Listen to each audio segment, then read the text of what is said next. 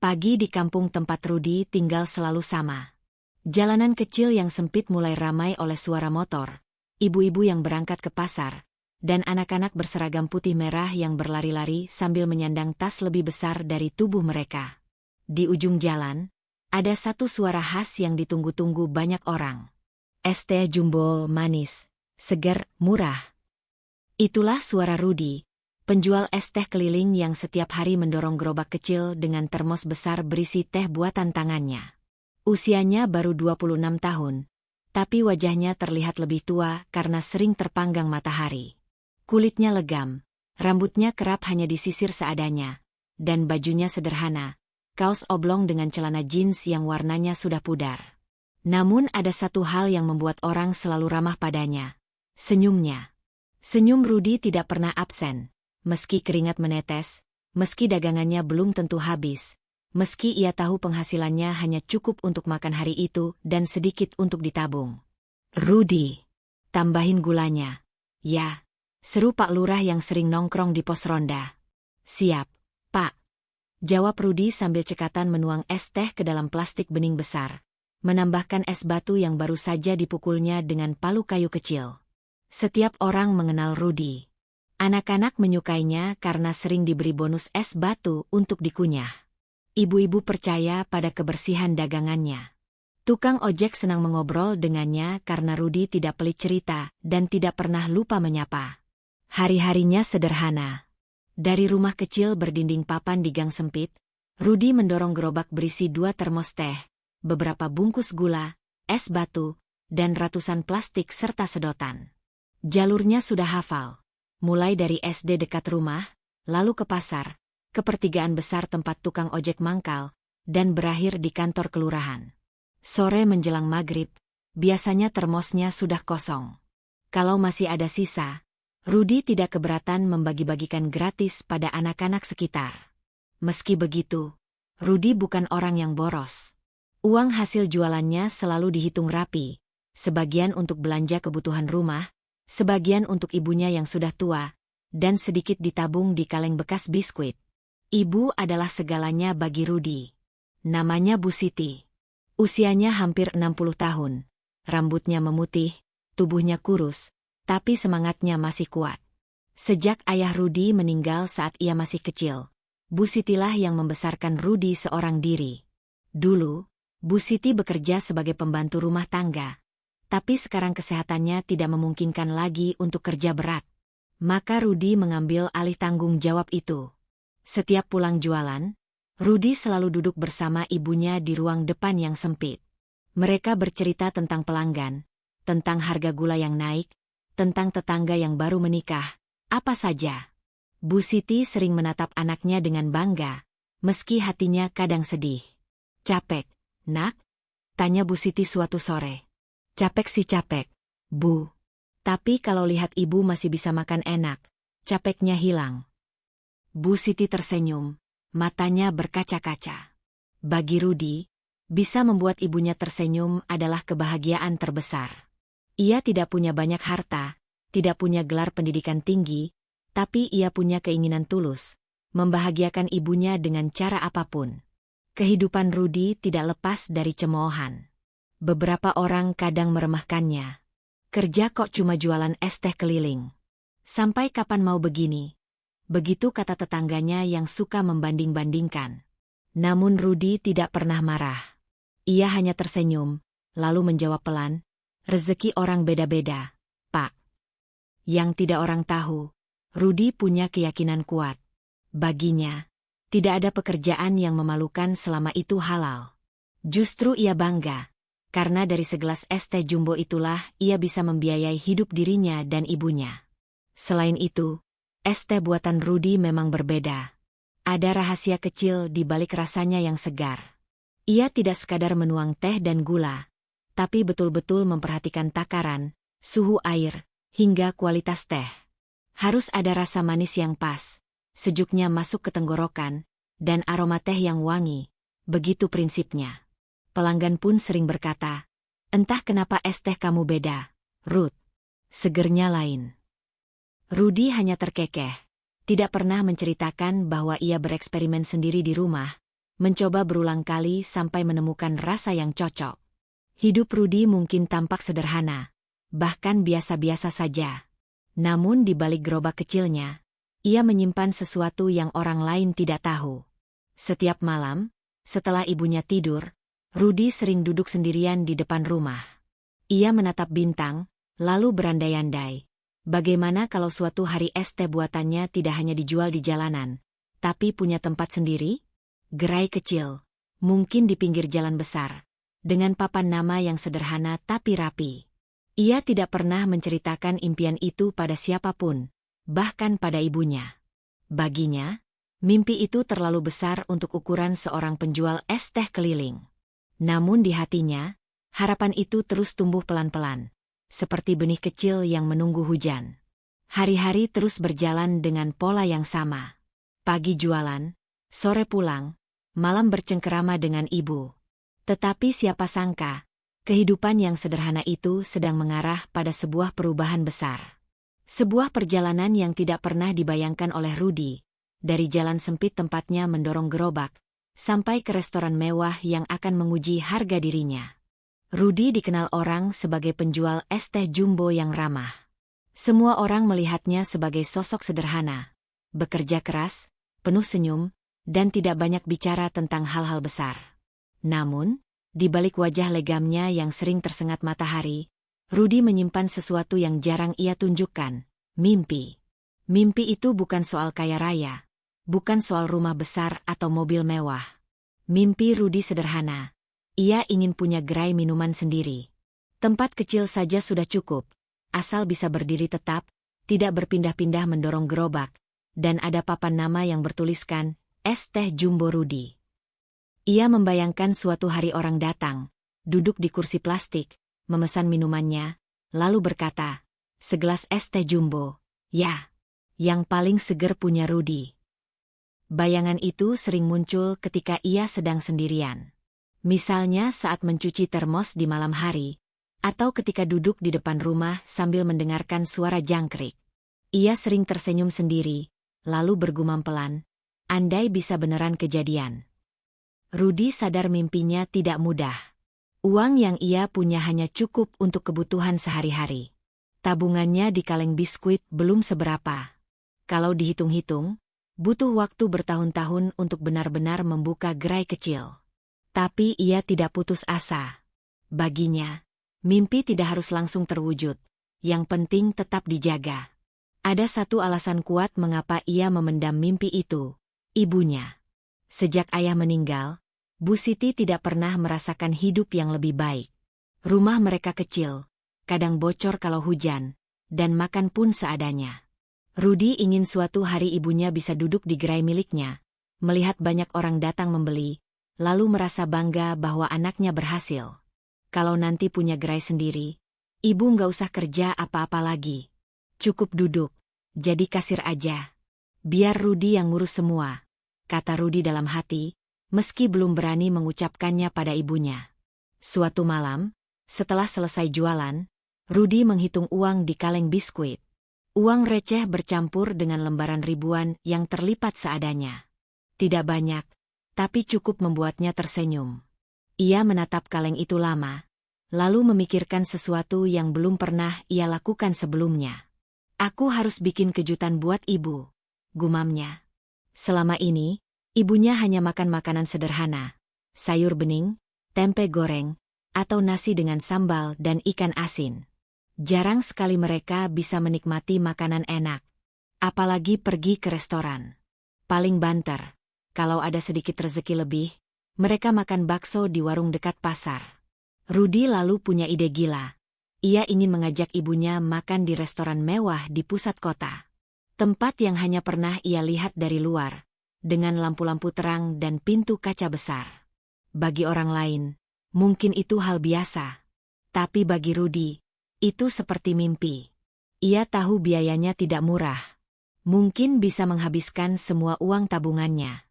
Tapi entah kenapa, ia merasa harus melakukannya, meski hanya sekali seumur hidup. Biar ibu tahu rasanya duduk di kursi empuk, makan makanan yang enak, bukan cuma lihat dari televisi, pikirnya. Rencana itu ia simpan rapat-rapat. Ia tidak bilang pada siapapun, termasuk pada ibunya. Ia hanya semakin rajin bekerja, berharap dagangannya habis setiap hari. Ia bahkan menambah rute jualan ke lapangan olahraga yang baru buka di dekat terminal. Lumayan, Ruth. Anak-anak muda yang main futsal pasti haus. Bawa lebih banyak es batu, katanya pada diri sendiri. Memang benar. Sejak ia jualan di sana, dagangannya lebih cepat habis. Kadang ia pulang lebih malam, tapi wajahnya berseri-seri. Setiap lembar uang yang masuk, ia sisihkan sedikit demi sedikit. Beberapa kali ia hampir bercerita pada ibunya tentang rencana makan di restoran mewah itu. Namun setiap kali mulutnya hendak terbuka, ia urungkan. Ia ingin semuanya jadi kejutan. Ia membayangkan wajah ibunya nanti, terkejut, canggung, tapi bahagia. Bayangan itu membuatnya semakin semangat. Namun, di balik semangatnya, ada rasa takut juga. Rudy bukan orang yang biasa masuk ke tempat mewah. Bajunya sederhana, cara bicaranya polos, dan ia tidak tahu bagaimana aturan makan di restoran besar. Apakah harus pakai garpu dan pisau? Bagaimana cara memesan? Apakah harus menghafal nama makanan yang asing di telinga? Kadang Rudy merasa minder. Ia pernah berdiri di depan restoran itu saat menunggu pelanggan, melihat orang-orang berpakaian rapi masuk dengan percaya diri.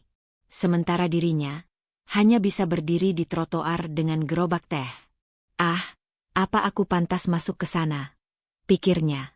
Tapi kemudian ia menepuk dadanya sendiri. Untuk ibu, Ruth. Sekali aja. Kalau malu, biar kamu yang tanggung. Yang penting ibu senang. Hari demi hari, tabungannya semakin bertambah. Rudy mulai berani menghitung-hitung. Mungkin cukup untuk 1 kali makan berdua di restoran itu. Tidak perlu pesan banyak, asal bisa duduk dan menikmati suasana. Akhirnya, pada suatu malam, setelah memastikan uangnya cukup, Rudy memutuskan. Besok, aku ajak ibu. Nggak bisa ditunda lagi. Ia sempat berdoa lama sekali sebelum tidur. Ia tidak meminta hal muluk-muluk, hanya memohon agar rencananya berjalan lancar, ibunya sehat, dan mereka bisa menikmati momen itu tanpa hambatan. Dalam tidurnya, ia bermimpi sedang duduk di sebuah ruangan terang dengan meja penuh makanan. Ibunya tertawa, wajahnya bersinar bahagia. Mimpi itu membuat Rudy semakin yakin bahwa ia harus melangkah. Keesokan harinya, suasana hati Rudy berbeda. Ia tidak seperti biasanya. Senyumnya lebih lebar, langkahnya lebih ringan. Pelanggannya sampai bertanya-tanya. Wih, senyum mulu, Ruth. Dapat rezeki nomplok, ya? Canda seorang tukang ojek. Doain aja, Bang, jawab Rudy sambil terkekeh. Sore itu, setelah semua dagangan habis, Rudy pulang lebih cepat. Ia membersihkan diri, mengganti baju dengan yang paling rapi yang ia punya, kemeja putih yang jarang dipakainya, dan celana panjang hitam yang sudah mulai kusam warnanya. Ibunya heran melihat anaknya berdandan rapi begitu. Mau kemana, Ruth? Ada hajatan. Rudy tersenyum penuh rahasia. Enggak, Bu. Kita mau jalan-jalan. Pokoknya ikut aja, ya. Bu Siti menatap anaknya bingung, tapi tidak bertanya lebih jauh. Ia hanya mengangguk. Dalam hatinya, ada rasa penasaran, bercampur harap-harap cemas. Malam itu, Rudy menggandeng tangan ibunya menuju pusat kota. Ia tahu langkah itu akan menjadi awal dari sesuatu yang besar. Sebuah kejutan, sebuah perjalanan baru yang akan mengubah hidup mereka. Dan ia tidak pernah menyangka, perjalanan itu kelak akan mempertemukannya dengan cemoohan, tawa, kesempatan, dan sebuah kejadian yang tidak pernah ia bayangkan seumur hidup. Malam itu, jalanan pusat kota penuh dengan cahaya lampu. Rudy menggandeng tangan ibunya dengan hati-hati, seolah-olah takut ibunya tersandung. Bu Siti memakai kerudung bunga-bunga yang paling bagus yang ia punya, padahal sudah agak pudar warnanya. Baju yang dikenakannya juga sederhana, kebaya coklat tua dengan kain batik yang sudah sering dipakai ke pengajian. Sementara Rudy, dengan kemeja putihnya, tampak kikuk. Sepanjang jalan, Ia tidak henti-hentinya menoleh ke kanan dan kiri, memastikan mereka menuju ke restoran yang benar. Ih, Ruth, kita mau kemana sih? Kok ibu disuruh pakai baju rapi gini? Ibu malu dilihat orang, kata Bu Siti sambil menunduk. Rudi tersenyum, mencoba menenangkan. Ibu ikut aja. Pokoknya malam ini, ibu nggak boleh mikirin apa-apa. Semua Rudi yang atur. Dalam hati, Bu Siti bingung sekaligus penasaran. Ia sudah lama tidak keluar malam. Baginya, jalanan kota dengan lampu terang dan orang-orang yang sibuk adalah pemandangan asing. Akhirnya, mereka sampai di depan restoran besar dengan pintu kaca tinggi dan lampu kristal yang menggantung di dalamnya. Dari luar saja, Bu Siti sudah menelan ludah. Tangannya refleks meremas lengan Rudi. Ruth, ini tempat orang kaya. Kita salah jalan, ya. Rudi menggeleng, menahan rasa gugupnya sendiri. Enggak, Bu. Emang di sini. Loh, kita mau ngapain di sini? Enggak usah deh, Ruth. Nanti orang-orang ngeliatin. Ibu malu. Ibu, jangan khawatir. Malam ini spesial. Kita makan di sini, Bu. Bu Siti terperanjat. Matanya melebar, seolah-olah baru mendengar sesuatu yang mustahil. Makan? Di restoran ini? Iya. Rudi udah siapin. Ibu tinggal duduk, makan, dan nikmatin aja. Bu Siti hampir tidak percaya. Selama hidupnya, ia hanya melihat restoran seperti itu dari televisi atau lewat ketika naik angkot. Ia tidak pernah membayangkan bisa masuk, apalagi makan di dalamnya. Ketika mereka melangkah masuk, udara dingin dari pendingin ruangan langsung menyapa. Lantai marmer mengilap, lampu gantung berkilau, meja-meja tertata rapi dengan taplak putih bersih. Musik lembut mengalun pelan. Semua terasa asing bagi Rudi dan ibunya. Pelayan di pintu menyambut dengan sopan. Selamat malam, ada berapa orang? Rudi menelan ludah, gugup. Dua orang. Silakan ikut saya. Mereka diarahkan ke sebuah meja dekat jendela besar. Rudi menarik kursi untuk ibunya, menirukan apa yang biasa dilihatnya di televisi. Bu Siti duduk kaku, tangannya meremas tas kecil yang selalu dibawanya. Ruth, beneran gak salah ini? Bisiknya. Beneran, Bu. Kita tamu di sini. Sama kayak mereka, jawab Rudi, meski wajahnya juga tegang. Pelayan datang membawa buku menu. Isinya penuh dengan nama makanan asing. Beef steak, chicken cordon bleu, pasta carbonara, grilled salmon. Rudi menatap lama. Tidak mengerti. Bu Siti lebih bingung lagi, bahkan tidak berani menyentuh bukunya. Nak, ini maksudnya apa? Bacanya aja susah, kata Bu Siti pelan. Rudi menggaruk kepala, lalu bertanya hati-hati pada pelayan. Mas, ada nggak makanan yang kayak nasi goreng atau ayam goreng gitu? Pelayan tersenyum kaku.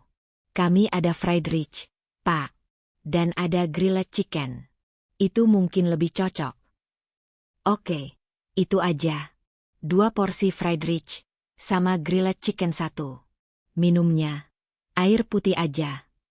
Pelayan mencatat, lalu pergi. Rudi menarik napas lega, sementara Bu Siti masih terlihat canggung. Sambil menunggu makanan datang, Bu Siti menatap anaknya. Ruth, dari mana kamu bisa bayar makan di sini? Jangan sampai kamu pinjam uang orang, ya. Rudi menggeleng mantap. Tenang, Bu. Ini dari hasil jualan. Uang kita sendiri. Ibu nggak usah mikirin. Sekali aja, Bu, biar ibu ngerasain makan di restoran. Mendengar itu, Bu Siti terdiam. Air matanya hampir menetes, tapi ia tahan. Ia tahu anaknya tidak punya banyak, tapi masih memikirkan cara untuk membahagiakannya. Ruth, kamu tuh anak baik. Ibu nggak butuh makan di tempat mewah, yang penting kamu sehat. Tapi ibu terharu kamu bisa mikirin ini. Rudi tersenyum, menunduk, menyembunyikan perasaan gugupnya. Tidak lama kemudian, makanan datang. Nasi goreng di atas piring putih besar, dengan potongan ayam dan telur di atasnya. Ada juga ayam panggang yang harum baunya. Bu Siti menatap piring itu lama sekali, seolah-olah tidak percaya. Masya Allah, cantik banget nasinya. Ruth, piringnya aja gede gini. Nasi goreng kok kayak di lukisan, katanya kagum. Rudi terkekeh. Ya udah, Bu, cobain. Rasanya pasti enak. Dengan hati-hati, Bu Siti menyuap nasi goreng itu. Ia mengunyah pelan, lalu matanya membesar. Enak banget, Ruth. Rasanya beda sama nasi goreng buatan rumah. Rudi ikut mencicipi, dan ia pun terkejut. Memang rasanya enak, meski menurutnya agak terlalu asing karena ada rasa rempah yang jarang ia makan. Mereka makan perlahan, sambil sesekali saling tersenyum. Bu Siti mulai agak rileks, meski masih sering menoleh ke sekitar, merasa diperhatikan. Rudi pun berusaha menjaga sikap, walau jelas sekali ia belum terbiasa makan dengan garpu dan pisau. Di tengah momen hangat itu, sebenarnya banyak mata yang memperhatikan mereka. Beberapa pengunjung restoran melihat penampilan sederhana Rudi dan ibunya dengan tatapan aneh. Ada yang berbisik-bisik, ada pula yang tersenyum miring. Tapi malam itu, Rudi tidak mempedulikan. Baginya, yang penting ibunya bahagia. Meski jantungnya berdegup lebih cepat karena gugup, ia berusaha tetap tenang. Bu Siti, yang awalnya malu-malu, akhirnya mulai tersenyum lebar. Sesekali ia mengusap tangan anaknya dan berkata, "Terima kasih, Ruth. Ibu nggak pernah mimpi bisa makan di tempat kayak gini." Rudi mengangguk pelan, matanya berkaca-kaca. Ibu pantas dapat yang lebih baik. Ini baru permulaan. Malam itu, tanpa mereka sadari, langkah sederhana Rudi membawa mereka ke dalam sebuah cerita besar. Restoran mewah itu akan menjadi saksi kejutan, cemoohan, dan pintu menuju kesempatan yang tidak pernah mereka bayangkan sebelumnya. Suasana restoran malam itu sebenarnya hangat. Musik piano lembut mengisi ruangan, lampu gantung berkilauan, dan aroma makanan yang keluar dari dapur bercampur dengan wangi parfum para tamu. Namun, bagi Rudi, semua itu terasa menekan. Ia berusaha keras terlihat tenang, padahal di dalam hatinya berdebar keras. Setiap kali ia menoleh, ada saja mata yang memandang dirinya dan ibunya. Rudi tahu kenapa. Penampilan mereka sangat berbeda dengan tamu lain. Semua orang berpakaian rapi, ada yang memakai jas, ada yang berdandan mewah. Sementara ia hanya dengan kemeja putih yang sudah agak lusuh, dan ibunya memakai kebaya sederhana. Awalnya ia mencoba tidak peduli. Tapi ketika pelayan datang membawa menu tambahan, suasana menjadi canggung. "Ini, Pak, menu spesial malam ini. Ada grilled salmon with lemon butter sauce," kata pelayan itu dengan suara formal. Rudi menatap daftar menu itu, membaca nama makanan yang baginya seperti bahasa asing. Ia mengernyit, lalu menoleh ke ibunya. "Bu, mau coba ikan salmon?" Bu Siti mengangkat bahu, bingung. "Ikan apa, Ruth?" "Entahlah, Bu. Kayaknya ikan mahal." Mereka berdua terkekeh pelan. Tapi tawa kecil itu justru terdengar oleh meja sebelah, tempat sekelompok anak muda duduk. Denger deh. Salmon dibilang ikan mahal." "Hahaha." Salah satu dari mereka berbisik, tapi cukup keras untuk didengar. Yang lain ikut tertawa kecil, menutup mulut seolah-olah sopan, tapi jelas sedang mengejek. Rudi pura-pura tidak mendengar, meski telinganya panas. Ia tahu mereka menertawakannya, tapi ia menahan diri. Ia hanya menunduk dan berkata pada pelayan, "Nggak usah deh, Mas. Fried rich aja cukup." Pelayan itu mengangguk, tapi ekspresinya agak janggal, seperti menahan senyum. Makanan datang. Rudi dan ibunya makan pelan-pelan. Tapi ternyata, cemoohan belum berhenti. Lihat tuh. Cara makannya masih kaku. Pakai pisau aja salah. Aduh, lucu banget, kata seorang wanita bergaun merah pada pasangannya. Pasangannya menoleh, ikut tersenyum miring. Ya maklumlah, kayaknya baru pertama kali masuk restoran gini. Rudi mendengar jelas. Ia menelan ludah, tapi tetap memasukkan nasi ke mulutnya dengan garpu. Tangannya agak gemetar. Ia sempat ingin meletakkan sendok dan berkata bahwa mereka salah orang. Tapi ia ingat ibunya yang sedang tersenyum kecil sambil menikmati makanan. Ia berusaha menahan rasa malunya. "Ibu, enak nggak nasinya?" tanya Rudy, mencoba mengalihkan. "Enak sekali, Ruth. Rasanya beda, bumbunya wangi." "Ibu seneng," jawab Bu Siti polos, tanpa menyadari sorot mata orang-orang di sekeliling. Mendengar itu, rasa malu Rudy sedikit reda. Baginya, senyum ibunya lebih penting dari apapun. Namun, bisik-bisik tamu lain makin jelas. "Aduh, harusnya orang kayak gitu jangan makan di sini. Bikin suasana jadi aneh." "Iya, bajunya aja kayak bukan tamu restoran." "Hahaha, lihat deh cara dia minum. Plastik kali lebih cocok buat dia." Rudy mengepalkan tangan di bawah meja. Dadanya sesak. Tapi ia menatap ibunya lagi, melihat wajah polos yang bahagia. Itu membuatnya kuat. Ia menelan rasa malu itu bulat-bulat. "Untuk ibu, Ruth. Jangan peduliin mereka," katanya dalam hati. Di tengah situasi itu, tiba-tiba seorang pelayan mendekat. "Pak, kalau boleh tahu, Bapak sehari-hari kerjanya apa?" tanyanya pelan, tapi terdengar oleh meja sebelah. Pertanyaan itu membuat beberapa pengunjung menoleh penasaran. Rudy mengangkat kepalanya, lalu menjawab jujur, "Saya jualan es teh jumbo keliling, Mas." Sekejap, suasana di meja-meja sekitar berubah. Ada yang langsung menahan tawa, ada yang menutup mulut, ada pula yang berbisik lebih keras. "Pantesan, penjual es teh kok makan di restoran mewah. Hahaha, luar biasa. Es teh jumbo di restoran bintang 5. Gelak tawa kecil terdengar. Rudy merasa wajahnya panas sekali, telinganya berdenyut. Ia ingin bangkit, ingin pergi, tapi ketika melihat ibunya menatapnya penuh kebanggaan, ia memilih diam. "Kenapa malu, Ruth? Bukankah dari es teh itu kamu bisa ajak ibu makan di sini?" batinnya berkata. Ia menarik napas panjang, lalu tersenyum kecil. "Iya, Mas. Saya jualan es teh. Tapi es teh saya beda. Rasanya nggak kayak yang lain. Kalau sempet, coba aja, Mas." Pelayan itu terdiam, tidak menyangka Rudy menjawab dengan tenang. Beberapa tamu yang tadinya menertawakan, tiba-tiba terdiam sebentar. Meski setelah itu masih ada yang cekikikan. Bu Siti yang sejak tadi diam, akhirnya menepuk tangan anaknya pelan. "Ruth, ibu bangga sama kamu. Jangan malu. Jualan es teh itu halal." Rudy mengangguk, matanya berkaca-kaca. "Iya, Bu. Rudy nggak malu. Biar mereka ketawa, nggak apa-apa."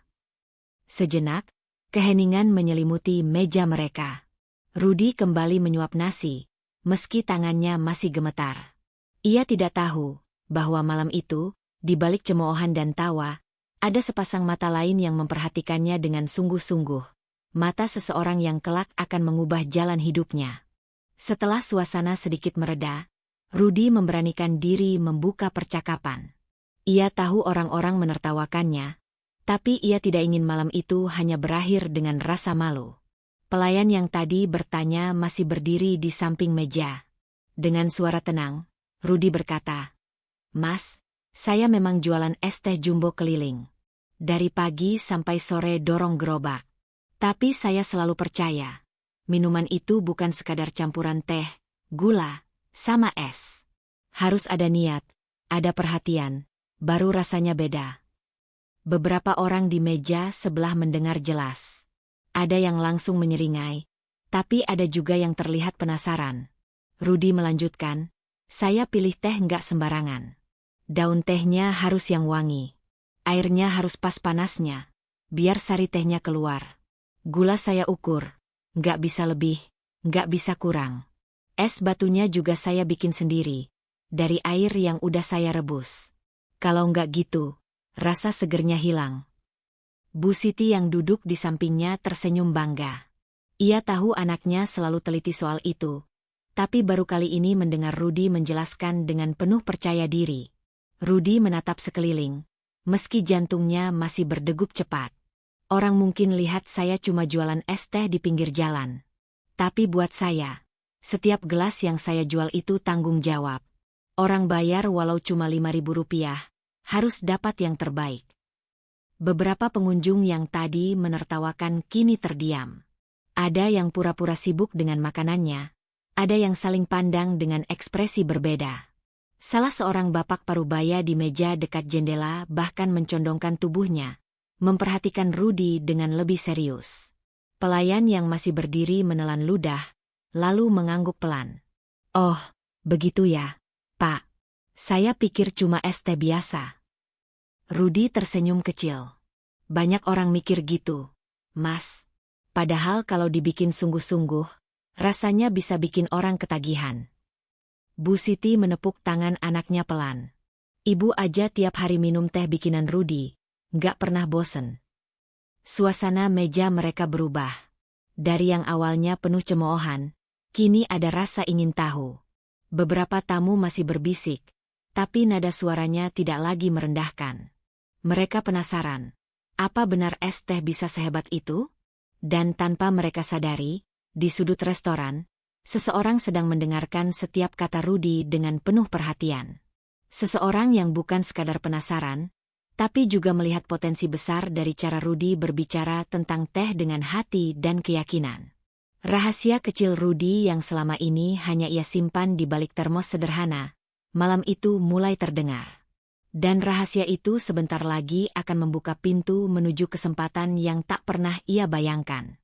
Di tengah hiruk-pikuk restoran yang mulai lengang, seorang pria berusia sekitar 50-an bangkit dari kursinya. Jasnya rapi, wajahnya tenang, dan langkahnya penuh wibawa. Ia menghampiri meja Rudi dan ibunya. "Permisi," katanya sopan. "Saya tidak sengaja mendengar pembicaraan Anda tentang teh. Menarik sekali." Rudi spontan berdiri, agak panik. "Oh, maaf, Pak. Kalau tadi terlalu berisik." Pria itu tersenyum. "Tidak, justru sebaliknya. Jarang saya dengar ada orang bicara soal teh dengan penuh semangat begitu." Rudi terdiam. Ibunya menatap dengan bingung. Pria itu lalu memperkenalkan diri. "Nama saya Arman. Saya seorang juri kuliner, sering menilai kompetisi makanan dan minuman. Dan, kebetulan, saya juga penasaran dengan minuman tradisional yang sederhana tapi punya nilai rasa." Rudi menelan ludah. Ia tidak menyangka orang yang memperhatikannya adalah seseorang yang berpengaruh di dunia kuliner. "Anak muda," lanjut Pak Arman, "kau bilang es tehmu beda. Apa kau yakin?" Rudi mengangguk mantap. "Yakin, Pak. Karena saya buat dengan sungguh-sungguh. Pelanggan saya selalu bilang rasanya lain dari yang lain." Pak Arman tersenyum tipis. "Bagus. Begini, saya sedang bekerja sama dengan sebuah investor untuk membuka pusat kuliner minuman di kota. Kalau kau berminat, saya bisa bantu memperkenalkan resep es tehmu. Kau bisa punya gerai sendiri, bukan lagi dorong gerobak." Rudi terperangah. Kata-kata itu seperti mimpi. Gerai sendiri? Di pusat kota? Sesuatu yang selama ini hanya ia hayalkan di bawah langit malam kini diucapkan langsung di depannya. "Tapi, Pak, saya ini cuma penjual keliling. Saya nggak ngerti bisnis besar," kata Rudi gugup. "Tak masalah. Yang penting semangat dan kualitas. Soal bisnis, bisa dipelajari. Kau sudah punya modal terbesar, rasa percaya diri dan resep yang unik." Bu Siti menatap anaknya dengan mata berkaca-kaca. Ia menggenggam tangan Rudi erat-erat, seolah berkata, "Inilah doa kita yang mulai dijawab." Rudi menarik napas panjang. Dalam hatinya, ada rasa takut sekaligus harapan. Ia tahu jalan di depan tidak akan mudah, tapi kesempatan seperti ini mungkin hanya datang sekali seumur hidup. Dengan suara bergetar, ia menjawab, "Kalau memang ada kesempatan itu, saya siap mencoba, Pak." Pak Arman tersenyum lebar. "Bagus. Saya tunggu keberanianmu. Jangan sia-siakan." Malam itu, di balik ejekan yang sempat membuatnya malu, Rudy justru mendapat tawaran emas. Dari sebuah restoran yang awalnya penuh tatapan merendahkan, lahirlah pintu menuju mimpi yang selama ini ia pendam. Hidup Rudy berubah sejak malam ia bertemu Pak Arman. Tawaran untuk membuka gerai minuman sendiri bukan hal kecil. Itu impian besar yang selama ini hanya bersemayam di kepalanya. Tak pernah ia ucapkan dengan lantang, bahkan pada ibunya. Namun, semakin besar mimpi, semakin besar pula ujiannya. Hari-hari Rudy penuh tantangan. Pagi ia masih berjualan es teh jumbo dengan gerobak, sementara malam ia belajar banyak hal baru. Pak Arman mengenalkannya pada dunia bisnis, menghitung modal, memperkirakan untung rugi, bahkan strategi pemasaran sederhana. Bagi Rudy yang hanya lulusan sekolah menengah, semua itu terasa rumit. Angka-angka membuatnya pening. Istilah-istilah asing membuatnya bingung. Pernah suatu malam ia hampir menyerah. Ia menatap buku catatan penuh coretan angka dan bergumam, mungkin aku memang hanya cocok dorong gerobak. Tapi Bu Siti yang mendengar langsung menepuk bahunya. Rudy, kamu dulu bisa bertahan jualan dari panas ke hujan, dari pagi sampai sore. Itu lebih berat daripada menghitung angka. Jangan takut belajar. Ibu percaya kamu bisa. Kata-kata ibunya selalu menjadi bahan bakar semangat. Rudy kembali mencoba. Masalah terbesar adalah modal. Untuk menyewa satu kios kecil di pusat kota saja butuh uang banyak. Rudy terpaksa menguras seluruh tabungannya, bahkan menjual gerobak tuanya. Gerobak itu bukan sekadar alat, tapi saksi bisu perjuangannya bertahun-tahun. Saat gerobak diangkut pembeli, dadanya terasa sesak. Namun ia meneguhkan hati, semua pengorbanan ada tujuannya. Tetangga-tetangga pun mulai berkomentar. Ada yang mendukung, tapi tak sedikit yang mencibir. Bisa apa tukang es teh? Jangan sampai nanti uang habis, usaha bangkrut, kata seorang tetangga dengan nada meremehkan. Rudy hanya tersenyum. Ia sudah terbiasa mendengar suara-suara begitu. Baginya, suara ibunya jauh lebih berarti daripada ocehan orang lain. Persiapan gerai terus berjalan. Rudy berlatih membuat es teh dengan standar yang konsisten. Ia mengukur gula dengan timbangan, memastikan air direbus dengan benar, bahkan belajar cara menyajikan minuman lebih menarik. Malam-malamnya diisi dengan eksperimen, mencoba varian rasa, menulis resep, dan mencatat setiap perubahan. Tak jarang ia merasa lelah. Tapi setiap kali ingin menyerah, ia membayangkan wajah ibunya yang duduk bangga di dalam restoran mewah malam itu. Senyum itu harus bisa ia berikan lagi, kali ini di tempat usahanya sendiri. Akhirnya, setelah berbulan-bulan persiapan, hari yang ditunggu tiba. Grand opening es teh jumbo Rudy di sebuah kios kecil, tapi strategis, di pusat kota. Pagi itu, Rudy berdiri di depan gerainya. Tangan dan kakinya bergetar. Di depannya, papan nama baru terpasang dengan tulisan sederhana tapi penuh makna. Es teh jumbo Rudy, segarnya beda. Bu Siti berdiri di sampingnya, mengenakan kebaya sederhana. Wajahnya berseri-seri, seakan lupa semua usia dan lelah. Nak, ini lebih dari mimpi.